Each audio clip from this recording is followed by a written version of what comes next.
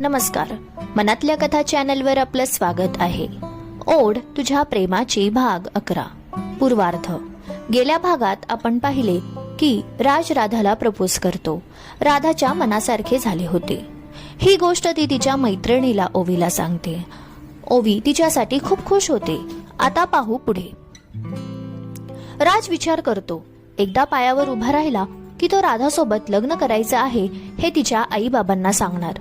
त्याला राधाचा चेहरा आठवत होता. त्याची आई स्मिता त्याच्याशी बोलत होती, तरी देखील त्याचं लक्ष नव्हतं. त्याच्या गालावर हसू होतं. स्मिता म्हणाली, राज, काय विचार करतो आहेस? राज अजूनही विचारात होता. दुसऱ्या वेळेस आई बोलली तेव्हा त्याने आईकडे पाहिलं. आई, काही म्हणालीस का? राज 2 वेळा आवाज दिला तरी तुझं लक्ष नाही. बोल नाही. मी काय म्हणत होते, आज जरा माझ्यासोबत मार्केटमध्ये येशील का? हो आई, चालेल, राज उत्तरला. इथे राधा प्रचंड खुश होती.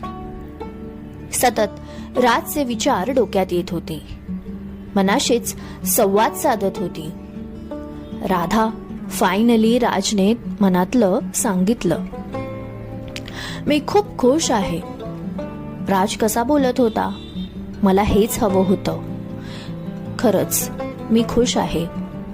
Thanks Raj, love you so much. Mobile मधील त्याचा फोटो काढला आणि प्रेमाने त्याच्यावर हात फिरवला. तिला तर काय करू आणि काय नाही असं झालं होतं. वाटलं देखील नव्हतं की ती असं कधी कोणाच्या प्रेमात पडेल. राज होताच असा, कोणीही त्याच्या प्रेमात पडेल. राधाही काही कमी नव्हती. ती देखील सुस्वभावी मुलगी होती. राजने तर पहिल्या नजरेत तिला हेरलं होतं. त्याला अशीच गोड मुलगी पाहिजे होती. ओवीचा फोन आला. राधा, काय मग, आज तर तुला झोप लागणार नाही. ओवी तिला चिडवत म्हणाली. राधा जाणून होती की ओवी चिडवते आहे, तरी तिने प्रश्न विचारला, का बरं, का झोप लागणार नाही? हो का, सगळं माझ्या तोंडातून वदवून घ्यायचं आहे? राधा केवळ लाजत होती. आज तुला राज झोपू देणार नाही. तुझं आपलं काहीतरीच.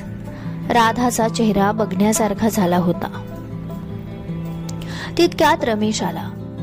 त्याला पाहून राधा म्हणाली, ओवी, मी फोन ठेवते, दादा आला आहे. राधाने फोन ठेवला. दादा, काही काम होतं का? त्याचा चेहरा उतरला होता. जरा गंभीर दिसत होता. त्याला असं पाहून राधा काळजीत पडली. दादा, काय झालं? सर्व काही ठीक आहे ना? राधा, हो, तसं सगळं ठीक आहे, पण काय दादा? तो नजर चोरू लागला. इथे तिथे पाहू लागला. राधाची काळजी वाढली. दादा, काय झालं सांग ना. माझ्यापासून काही लपवू नको प्लीज. काय असेल ते पटकन सांग. माझ्या डोक्यात खूप विचार येत आहेत. राहू दे राधा, नंतर सांगेन, असं म्हणत तो निघू लागला. तिने त्याचा हात घट्ट पकडला. दादा, हे असं वागू नको. मी तुला म्हणते आहे ना, मला सांग काय ते. त्याने दीर्घ श्वास घेतला. तिला बाजूला बसवलं. बघ राधा, मी फार विश्वासाने तुला सांगतो आहे. जे पण मी तुला सांगणार आहे ते तू शांतपणे ऐकून घेणार आहेस. राधा लक्ष देऊन ऐकू लागली. राधा, ही गोष्ट मला फार आधी समजली होती, पण मला वाटत होतं ही योग्य वेळ आहे. कोणती गोष्ट? राधाने उत्सुकतेपोटी विचारलं. त्याचा चेहरा गंभीर झाला होता. राधाने त्याला असं कधीच पाहिलं नव्हतं. तो नेहमी मस्करी करायचा. इतकं गंभीर तिनं त्याला कधीच पाहिलं नव्हतं. राधा समजून गेली, नक्कीच काहीतरी मोठी गोष्ट आहे. राधा, तुला ते मनोहर काका माहीत आहे ना, आपल्याकडे यायचे? हो, मनोहर काका माहीत आहेत.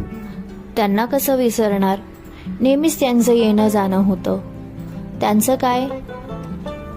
राधा, मनोहर काकांचा मुलगा होता विक्रांत, ज्याच्यासोबत तू खूप खेळायची. हो दादा, आठवतोय. त्याचं काय?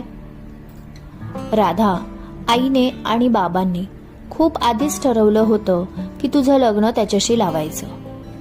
हे ऐकताच राधा जोरात ओरडली. काय? हे काय बोलतो आहेस दादा? आई आणि बाबांनी इतकी मोठी गोष्ट माझ्यापासून लपवली? हे असं नाही करू शकत आई बाबा. तिला तर रडूच आलं. हे काय नवीन? तिला तर धक्काच बसला. असं वाटलं आई बाबांशी जाऊन लगेच बोलावं. माझ्या लग्नाचा निर्णय हे असं कसं घेऊ शकतात?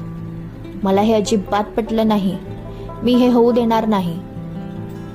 बघ राधा, आई बाबाने जो निर्णय घेतला असणार तो विचारपूर्वक घेतला असणार. तू असं रिॲक्ट करू नको. दादा, हे तू बोलतो आहेस? अगदी मला कोणती कपडे घालायची, चप्पल कोणती घ्यायची, माझं कॉलेज, क्लास हे सारं आजवर मी ठरवलं आहे आणि माझा जोडीदार निवडायचा अधिकार मला नाही? हे काय चालू आहे? मला खरंच समजत नाही.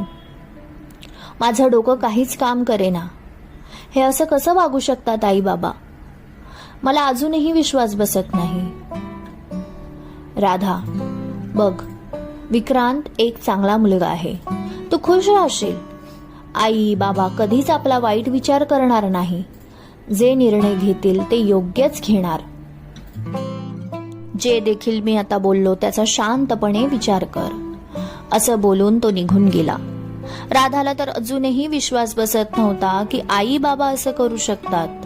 माझ्या लग्नाचा निर्णय ते कसं काय घेऊ शकतात? मला ह्या बाबतीत अजिबात कल्पना देखील दिली नाही.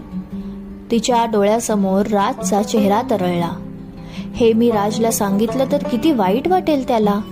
नाही, हे मी काही होऊ देणार नाही. आत्ताच्या आत्ता मी आईबाबांना जाऊन सांगून टाकते. मला विक्रांतशी लग्न करायचं नाही. माझं राजवर प्रेम आहे आणि मी त्याच्याशीच लग्न करणार. तिने बेडरूमचा दरवाजा जोरात आदळला. बाहेर हॉलमध्ये आली. आई बाबा फार खुश होते. तिला फार राग आला. इथे मला त्रास होतो आहे आणि आई बाबा दोघे खुश आहेत.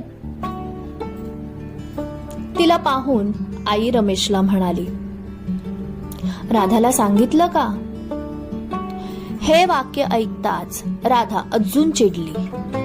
रागाने सोफ्यावर बसत म्हणाली, आई बाबा, हे मी काय ऐकते आहे? तुम्ही मला हे सगळं आधी का सांगितलं नाही? आई बाबा एकमेकांकडे पाहू लागले. राधाचा असा राग पहिल्यांदाच पाहिला होता. आज राधा काही गप्प बसणार नव्हती. खरं प्रेम केलं होतं राजवर.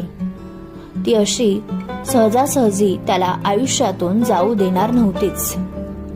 काय होईल पुढे जाणून घेण्यासाठी वाचत रहा ओढ तुझ्या प्रेमाची. क्रमश कथालेखन अश्विनी कुणाल ओगले. श्रोते हो, तुम्हाला आजचा भाग आवडला असेल तर एक लाईक जरूर द्या आणि कमेंटमध्ये कथा कशी वाटली हे सांगायला विसरू नका.